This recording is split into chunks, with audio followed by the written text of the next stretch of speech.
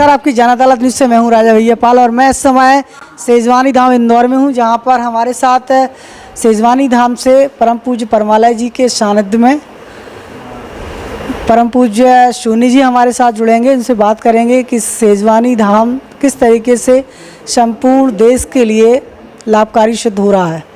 आपकी जन अदालत में आपका स्वागत। प्रणाम, धन्यवाद, आप सभी को प्रणाम। शून्य जी, जिस तरीके से मैं आपको सुबह सुबह देखता हूँ, आप आराध्य देव सूर्यदेव के लिए प्रार्थना करते हैं, तो क्या मैसेज जाता है उससे, क्या लगता है? सबसे पहले तो हमारा पूरा जीवन ही संचालित हो रहा है सूर्य के माध्यम से, क्योंकि हम सूर्य की पृथ्वी पर रह रहे हैं।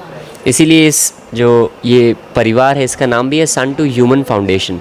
आज हर मनुष्य जुड़ा है तो सूरज से। जो सांस मेरे भीतर जा रही है वही आपके भीतर भी जा रही है। उस सांस के माध्यम से हम सब जुड़े हैं। तो जहाँ से हमें जीवन मिल रहा है, सबसे पहला और प्रतिपल धन्यवाद उस हमारे पिता को, सूरज को जाता है।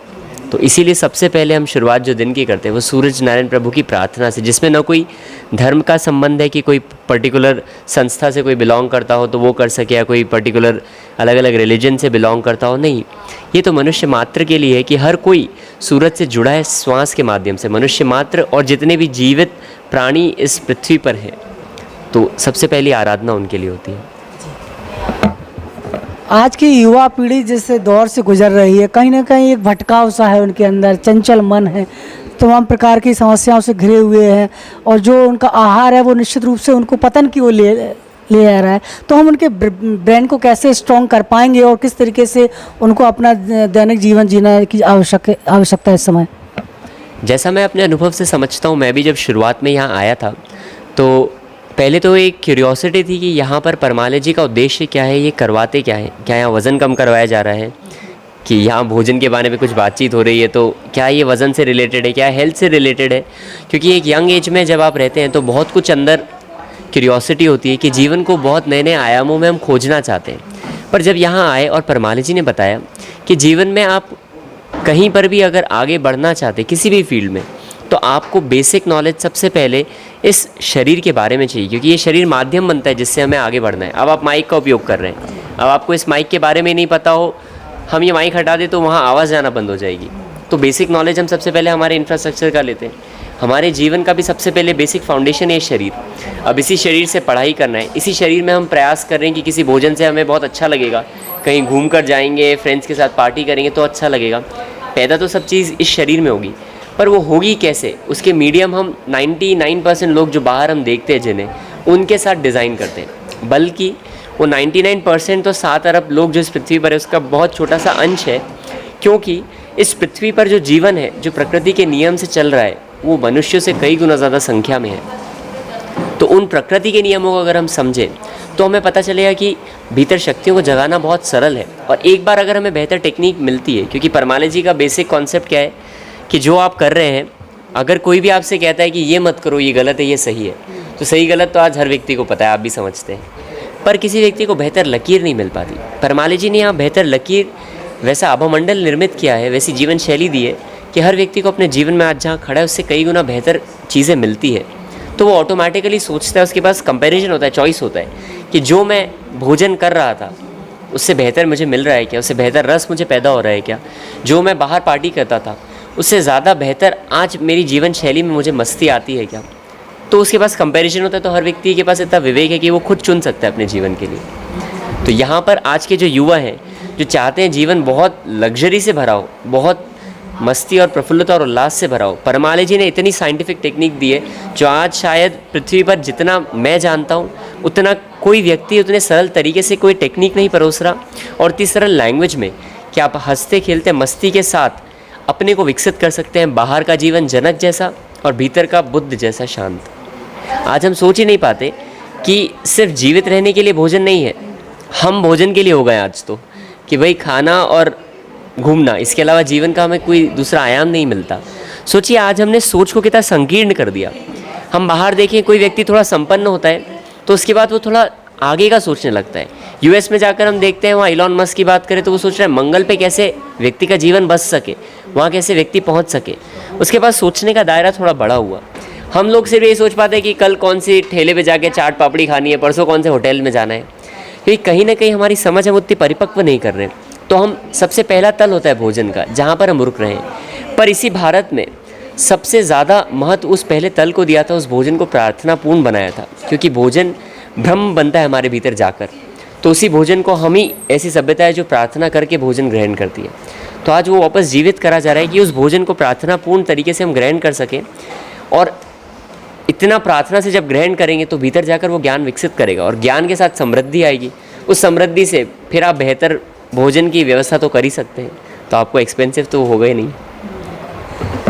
आप इंजीनियर हैं, सॉफ्टवेयर इंजीनियर, कंप्यूटर इंजीनियर, और आप बाहर एक अच्छी जॉब कर सकते थे, एक अच्छे आयाम पर पहुंच सकते थे, आपने सेजवानी धाम का क्यों चुनाव किया? जब मैं पहली बार यहाँ आया था तब मैं ऑलरेडी अपने इंजीनियरिंग डेज़ में था।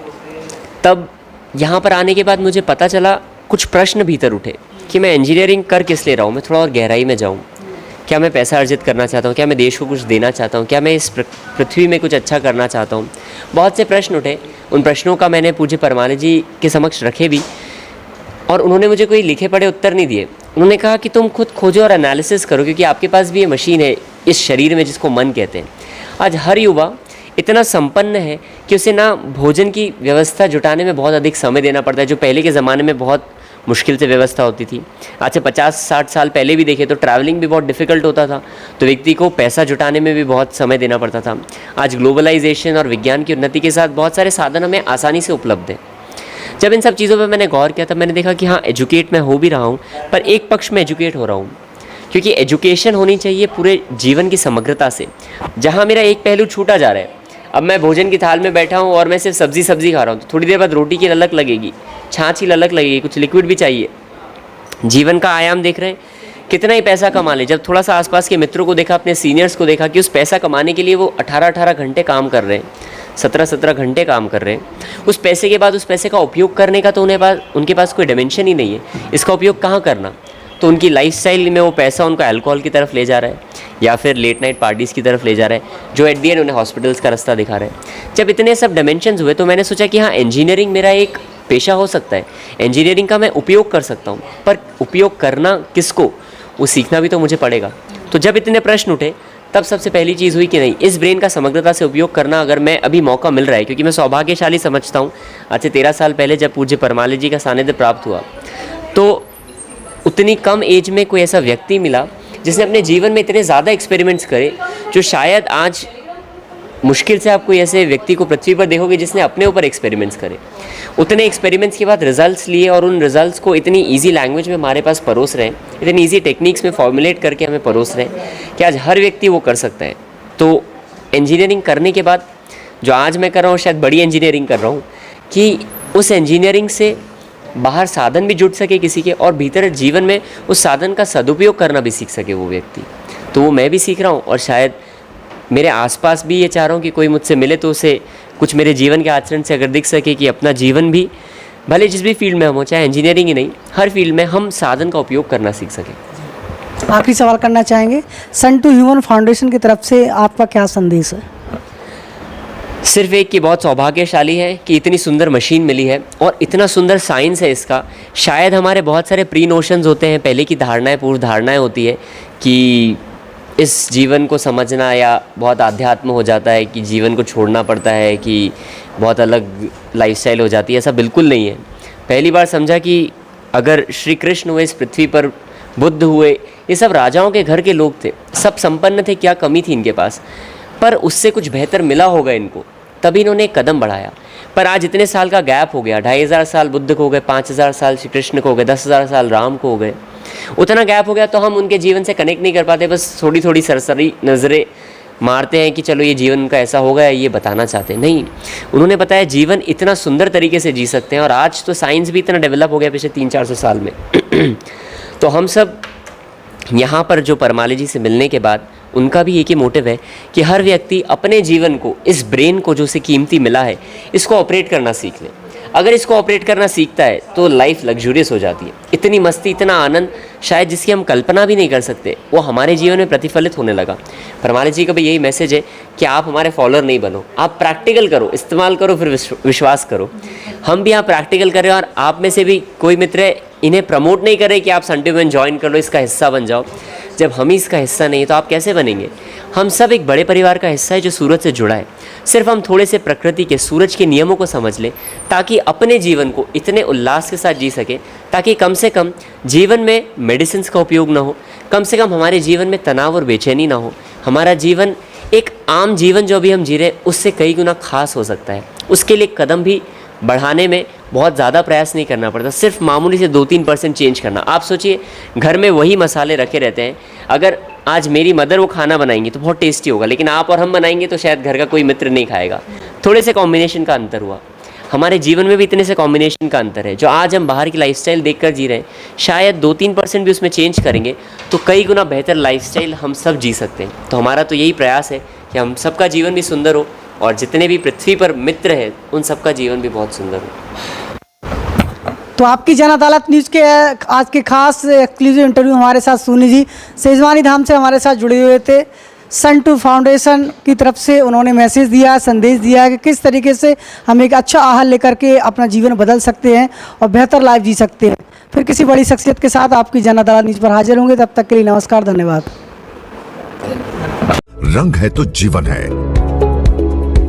Stay home, stay safe. Admission open. Admission open. Admission open in Kids Care Central School, Daboh. कक्षा नर्सरी से कक्षा 8 तक। Kids Care Central School Daboh, कक्षा नर्सरी से कक्षा 8वीं तक। English medium school. अपने बच्चों के उज्जवल भविष्य के लिए आज ही एडमिशन दिलाएं। Kids Care Central School Daboh में। हमारा पता खजूरी तिराहा, लाहौर रोड, दबोह, जिला भिंड, मध्य प्रदेश। अधिक जानकारी के लिए संपर्क करें। मोबाइल नंबर 9303464636 और 8817073600। Admission open. Admission open. 270-806. Kids Care Central School Daboh, कक्षा नर्सरी से कक्षा 8 तक। Kids Care central